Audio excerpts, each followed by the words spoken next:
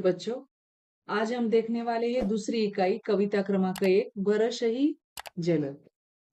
इस कविता में कहा है कि रामचरितमानस के किष्किंधा कांड से यह रचना ली गई है। वर्षा का समय है, प्रकृति वर्षा के स्वागत के लिए उत्सुक है। ऐसे में श्री राम को सीता जी याद आ जाती है। सीता जी के बिना उनका मन भयभीत हो उठता है। प्रकृति का सुंदर वर्णन करते हुए उन्होंने पहाड़, लहराती खेती, जुगनू, नदियां, धरती, वृक्ष आदि का इन कविता में मनोहरी वर्णन किया है। उन्होंने व्यक्ति को सुसंग व सुराज्य के महत्व से परिचित कराया है। व्यक्ति को मद, मोह, कुसंग का त्याग करना चाहिए, उत्तम धर्म का आचरण करना चाहिए। यह सीख इस कविता में गोस्वामी तुलसीदास जी ने दी है। इनकी कविता का भावार्थ देखें। पहले कविता पढ़े हम। घन घमंड नभ गरजत घोरा, प्रिया ही न डरपत मन मोरा, दामिनी दमक रही घन माही, खेल कई प्रीति जथा थिर नाही।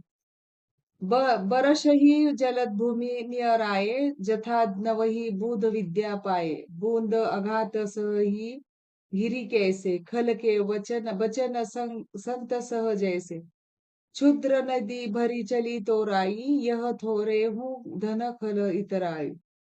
भूमि परत ढाबर पानी, जनो जीव ही माया लपटानी। सिमिटी सिमिटी जल भरही तलावा, जी मी सद्गुण सज्जन पही आवा। सरिता जलनिधि महु जाई, होई अचल जीमी जीव हरि पाई।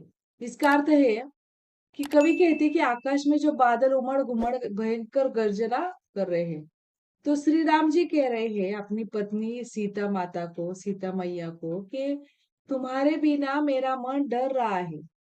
बिजली आकाश में ऐसे चमक रही है जैसे कि दुष्ट व्यक्ति की क्षणिक मित्रता तो बिजली की तरह चमक कर लुप्त हो जाती है।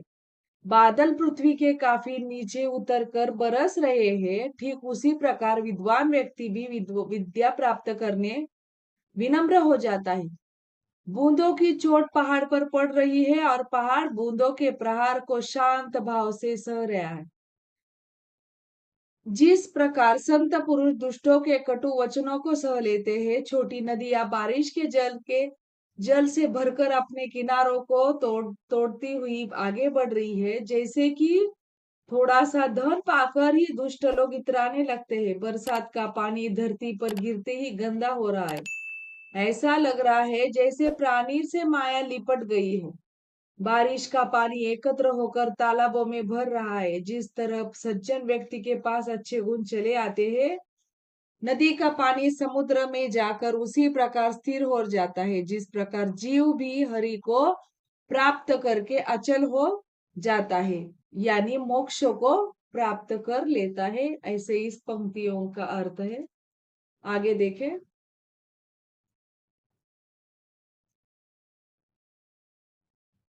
हरित भूमि तून संकुल, समुझी परही नहीं पंथ, जीमी पाखंड विवाद ते, लुप्त लोही होई सदग्रंथ।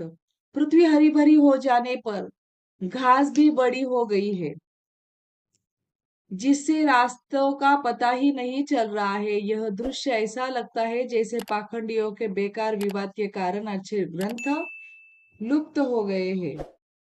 इसका अर्थ ये भी बता सकते हैं कि जैसे पाखंड के प्रचार सदग्रंथ लुप्त हो जाने के वर्षा ऋतु में धरती घास में पूर्णतः ढककर लुप्त हो गई है, यानी हरी भरी हो गई है, जिससे रास्ते हमको समझ में नहीं आ रहा है। आगे चौपाई देखिए। दादुर धुनी चहु दिशा सुहाई, वेद बढ़ही जनु बटु समुदाय, नव पल्लव भय बिटप अनेका, साधक मन जस मिले विवेका, अर्क जवास पात बिनु भयऊ, हुस सुराज खल उद्यम गयऊ।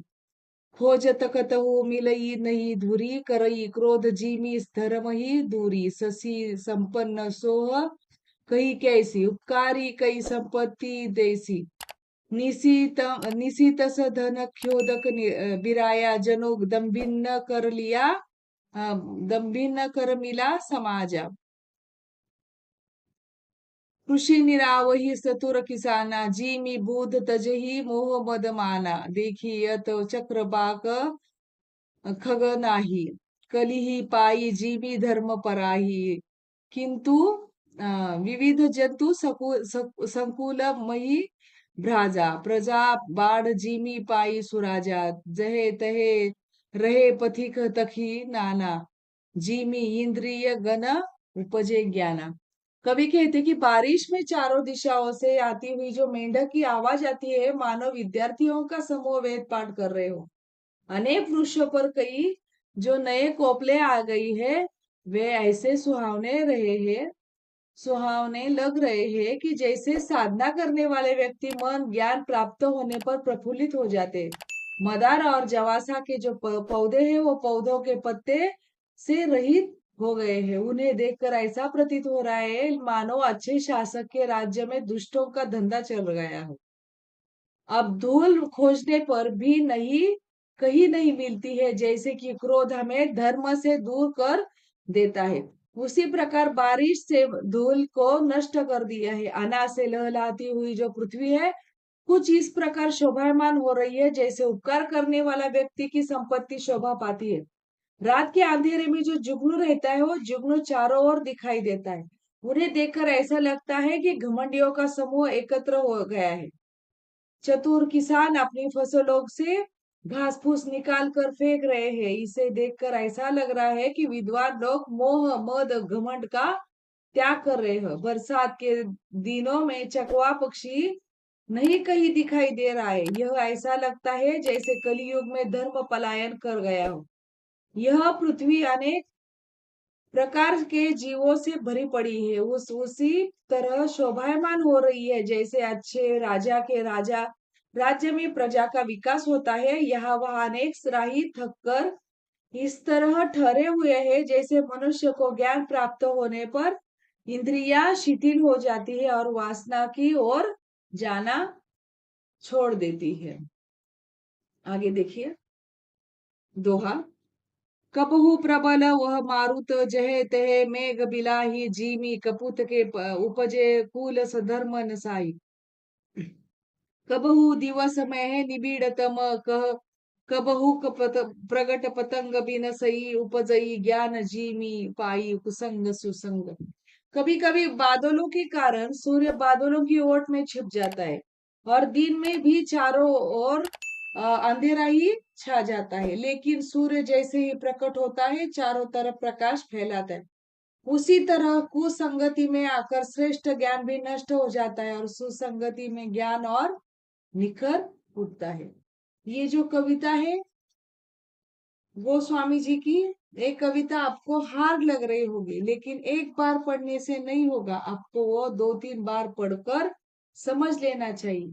इस कविता की एक एक पंक्तियों में क्या क्या लिखा है ये समझकर देखें, और ये आप अच्छे से करें क्योंकि ये बोर्ड के पेपर में इसके भावार्थ और उसके क्वेश्चन आंसर पूछे जाते हैं।